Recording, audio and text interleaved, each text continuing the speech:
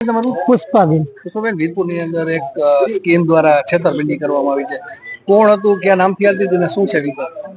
અમે આ જલારામ માર્કેટિંગ સ્કીમમાં નામ જોડાયું હતું. 1500 રૂપિયાનો હપ્તો હતો, પણ અમને એને 36 હપ્તા ભરીને 50,000 લોન આપવાનો વાયદો કર્યો હતો, પણ અમને એમાંથી કોઈ 1 રૂપિયો પાછો આપ્યો નથી અને આખી સ્કીમ જ ઉઠી ગઈ છે. હવે અમારે ગરીબ માણસોને કયો રસ્તો લેવાનો, એટલે અમે વીરપુર પોલીસ ચોકીએ આ ફરિયાદ નોંધાવી છે એ લોકો પાસે. શું નામ તમારું? અશ્વિનભાઈ. અશ્વિનભાઈ, વીરપુરની અંદર એક લોકોની સ્કીમમાં લોકો છેતરાયા છે અને તમે ભોગ લોકો બન્યા છે, તો શું છે વિગત?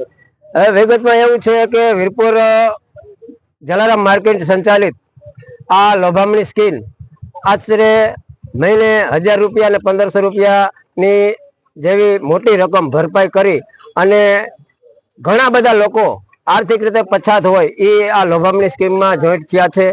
અને આ લોકોની સ્કીમ હતી જે આ ભરપાઈ 40 હપ્તા પૂરા થયા પછી પણ આ લોકો સુમંતર થઈ ગયા છે. અને નામો નિશાના છેલ્લા 2 વર્ષથી અમે આર્થિક રીતે પછાત હતા એ લોકોને હજી આજ સુધી કઈ પૈસા મળેલ નથી. અને એની રજૂઆત કરવા માટે આજે અમે વીરપુર પોલીસ સ્ટેશને ઘણા યુવાનો મારી સાથે છે એ રજૂઆત કરવા સાહેબને આવ્યા છે.